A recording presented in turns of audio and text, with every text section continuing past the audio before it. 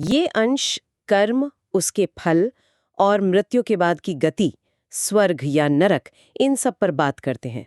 बिल्कुल। और आत्मा का स्वभाव, प्रकृति के गुण जैसे सत्व रजतम, इनका क्या असर होता है, ये भी? हाँ, ये किसी बड़े ग्रंथ के शायद 11वें स्कंद के श्लोक लगते हैं। हमारा मकसद है कि इन विचारों के जरिए कर्म, भाग्य और आत्मा की स्थिति, इनके बीच का जो रिश्ता है उसे थोड़ा खंगालें। हाँ, और देखें कि ये कैसे जुड़े हैं।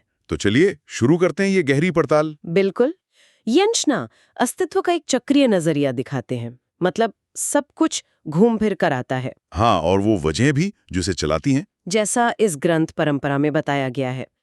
और सबसे गौर करने वाली बात यह है क्या? कि कैसे कर्म और गुणों को सीधे सीधे जिंदगी के तजुर्बों और आत्मा की यात्रा से जोड़ा गया है। अच्छा, तो हम सिर्फ क्या नहीं बल्कि क्यों को भी समझने की कोशिश करेंगे। एग्जैक्टली, वही इरादा है। ठीक है, तो पहले बात करते हैं पुण्य कर्मों की। जैसे स्रोत बताते हैं कि यज्ञ जैसे अच्छे कर्म करने वाला वो स्वर्ग जाता है। हाँ, स्वर्ग पहुंचता है। और वहां उसे अपने पुण्यों के हिसाब से एक चमकीला विमान मिलता है, देवताओं अप्सराओं के साथ घूमता है, गंधर्व उसका यश गाते हैं। सुनने में तो बहुत अच्छा लगता है। हाँ, विमान मनचाही जगह जाता है, घंटियों की आवाज, नंदनवन जैसे बाग, अप्सराओं के साथ आनंद। लेकिन यहाँ एक पेच है। पेच क्या? उसे पता ही नहीं चलता कि कब उसके पुण्य खत्म हो जाएंगे और उसे वहां से निकाल दिया जाएगा। हाँ, यही तो बात है। अगर इसे बड़े परिप्रेक्ष्य में देखें तो ये स्वर्गीय लोकों की भी अस्थिरता दिखाता है। मतलब स्वर्ग भी परमानेंट नहीं है। बिल्कुल नहीं। वजह साफ है, स्वर्ग का सुख आपके सीमित पुण्यों पर टिका है। जैसे ही वो खाता खाली हुआ तो नीचे इच्छा न होते हुए भी नीचे गिरना पड़ता है, क्योंकि काल समय उसका दबाव ही ऐसा है, उसकी चाल ही ऐसी है। वाह, ये तो बड़ी बात है कि अच्छे कर्मों का फल भी हमेशा के लिए नहीं। अच्छा, तो अब इसके बिल्कुल उलट देखते हैं। अगर कोई बुरे रास्ते पर चले, दुष्टों की संगत करे, अधर्म अपनाए, हाँ, इंद्रियों का गुलाम बन जाए, मनमानी करे, कंजूस हो, कामी हो, दूसरों को सताए या गलत तरीके से पशु बलि दे, भूत प्रेतों को पूजे, तो उसका क्या होता है? जाहिर है उसका उल्टा होगा। स्रोत कहते हैं कि वो नरक में जाता है, पशुओं से भी बुरी दशा में। और अंत में? अंत में घोर अंधकार और अज्ञान, उसी में भटकता रहता है। और इसका कारण? कारण भी कर्मों में ही है असल में।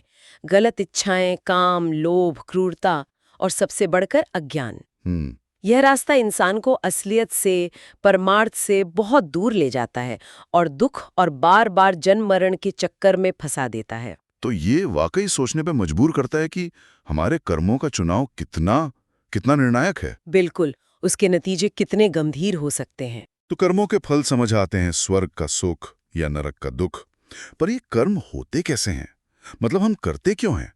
यहीं पर शायद गुणों की बात आती है। हाँ बिल्कुल, ये अंश 3 गुणों का जिक्र करते हैं, सत्व, रज और तम। सत्व यानी पवित्रता, संतुलन, रज यानी क्रिया, इच्छा, और तम यानी आलस्य, अंधेरा, अज्ञान। सही।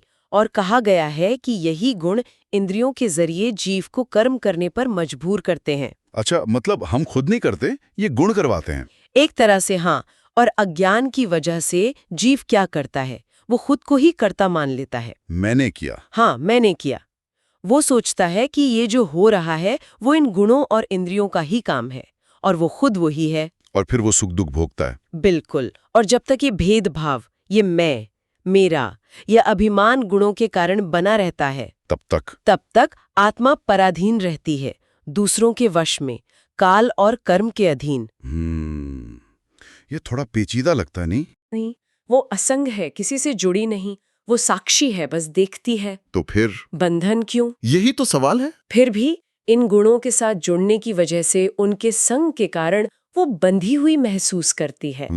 स्रोत में उद्धव का एक सवाल भी है जो बहुत महत्वपूर्ण है। क्या सवाल है? वो यही पूछते हैं कि जो आत्मा स्वभाव से ही आजाद है, वो आखिर बंधन में पड़ती ही क्यों है और कैसे? और वो सुख दुख क्यों भोगती हैं जबकि वो तो इनसे परे हैं? एग्जैक्टली।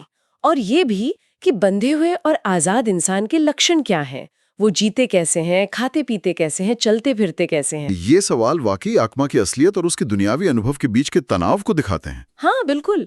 तो अगर हम संक्षेप में कहें तो इन अंशों से ये समझ आता है कि कर्मों के तो पक्के नतीजे हैं, स्वर्ग या नरक जैसे अनुभव मिलते हैं। पर स्वर्ग का सुख भी टिकता नहीं, वो अस्थायी है। सही।